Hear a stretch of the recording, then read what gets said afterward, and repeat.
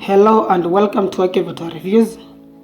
Today we will be taking a look at the 2014 Nissan Teana, which is the third generation. This is a mid-size saloon that competes with the likes of the Toyota Kshs, Mazda Atenza, BMW 3 Series and Mercedes C-Class. Before we take an in-depth look at this car, I would appreciate it if you would kindly consider subscribing to the channel for more informative content on cars. You can also kindly support the channel by donating. I'll leave the details in the description box. So you can get a 2014 Nissan Teana from around 1.45 million shillings depending on the mileage, features and overall condition of the car. Top of the range variants that have low mileage can cost as much as 1.6 million. In terms of the price, it's right on par with something like the Kshs and Mazda Atenza. The third-party insurance costs around 7,000 shillings per annum, while the comprehensive insurance is around 61,942 shillings per annum. I'll just put up a display of the computation from one of the insurance companies. At that price, it's slightly more affordable to insure than the 2013 Kshs, which costs roughly 64,000 shillings per annum. Moving on to the engine options, there is a 2.5-litre naturally aspirated 4-cylinder petrol engine that is mated to a single transmission option, which is an Xtronic CVT. The car is available in either front or all-wheel drive, but it's rare to find variants with all-wheel drive locally. Most of them are front-wheel drive. There is also a 2.0-litre petrol engine, but it's not available locally. It's quite fuel efficient, but definitely feels very lethargic because of the weight of the car. So let's just focus on the 2.5-litre engine that is available in this market. This 2.5-litre engine produces around 173 horsepower and can sprint from 0 to 100 km per hour in 9.6 seconds. It's slower than both the Kshs 2.5-litre V6 and the Mazda Atenza 2.5-litre 4-cylinder, which can accelerate from 0 to 100 km per hour in 7.9 and 7.5 seconds respectively. The slight slowness in acceleration can be attributed to the CVT transmission, which is tuned for very linear power delivery as opposed to the 6-speed torque converter automatics in both the Kshs and Atenza, which are tuned for very precise and responsive gear shifts. Let's now move on to the fuel consumption. The 2.5-litre can achieve an average of around 10 km per litre depending on how you drive. In the city, it can do between 6.5 to 7.5 km per litre depending on how heavy the traffic is, while on the highway it can achieve between 9.5 to 11.5 km per litre. If you are very light on the accelerator, then you can get even better figures, probably an average of even 12 km per litre. The fuel tank is 65 litres, so expect to get an average driving range of around 600 km from a full tank. Of course, it greatly depends on your driving habits. It will cost roughly 10,000 shillings to service this car after every 5,000 kilometers. That is the minor service, while for the major service, which should be done after 10,000 kilometers, will cost roughly 18,000 shillings.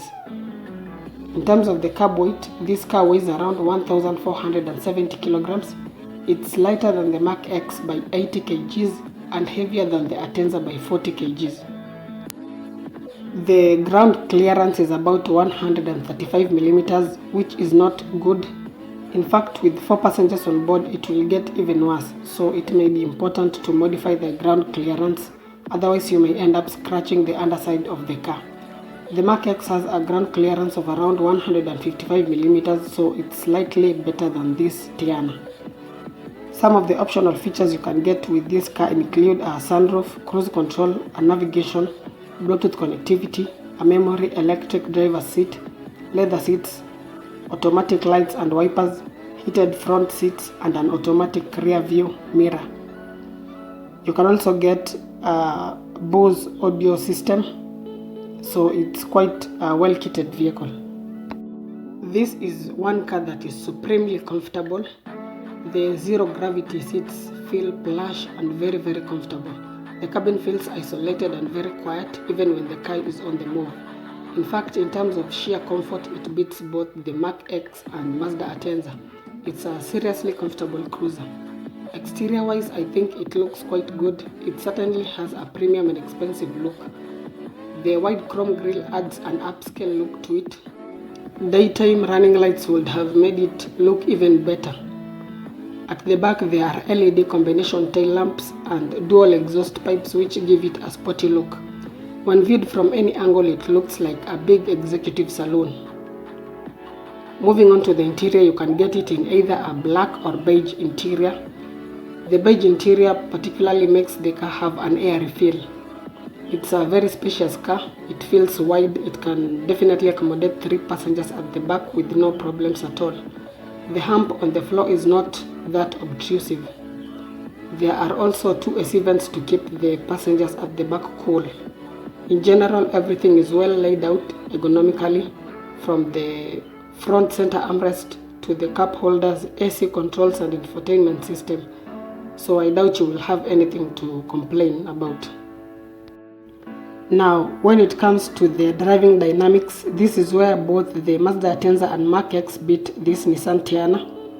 The CVT in this car, as I said earlier, is tuned for very linear power delivery, so it will definitely not feel as fast or responsive to throttle inputs as the Atenza and Mach-X.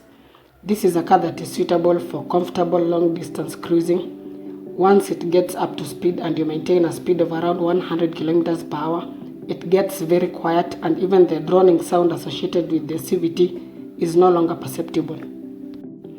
The suspension does a great job of ironing out all the road undulations to provide a very smooth ride. Just something minor to note about this car's transmission. One person may buy this car and it will serve him or her very well with absolutely no issues with the CVT, while another person may buy it and it may give him a headache. There's this case that we were having a look at. There's an individual who bought this car, and after just 3 months of ownership, the car stalled at an incline when the guy was trying to overtake a lorry. The car jerked severely, then stalled. Later on, it was discovered that it was the CVT transmission that had developed a problem and it required a new transmission. Yet at the same time, there are still other people who have this same car and take it out even on long journeys and they have no problems whatsoever. So it's sort of a mixed bag, but overall most of them can actually last. The cases of transmission failure are mostly sporadic. That said, this is a very good car that I myself would consider buying instead of the Mach-X. The level of refinement and comfort is very nice. It's very spacious. The interior quality of materials is impressive. I've actually not given the CVT failure story to scare anyone from buying this car, but it's important to know that there are some, probably not many, that can have or develop issues, so be very careful if you want to buy one. But for the most part, it's a car that will give you a trouble-free ownership experience. So I hope this has been helpful. If you're in the market for a Mach-X, a Mazda Atenza, or any of the entry-level German luxury saloons, then you can also have a look at this Nissan Teana. In fact, I think the best thing to do is just schedule a test drive. Don't just take my word for it. Go and have a feel of this car, and most likely it will impress you. It's definitely not perfect and can maybe develop issues just like any other car, but as I said earlier, for the most part it's quite a reliable car. Maybe not as the Mach-X, but still it's quite good. So thank you for watching. If you have any inquiries, feel free to reach me via email or WhatsApp, or you can as well use the comment section. Stay safe, stay healthy. See you in the next video.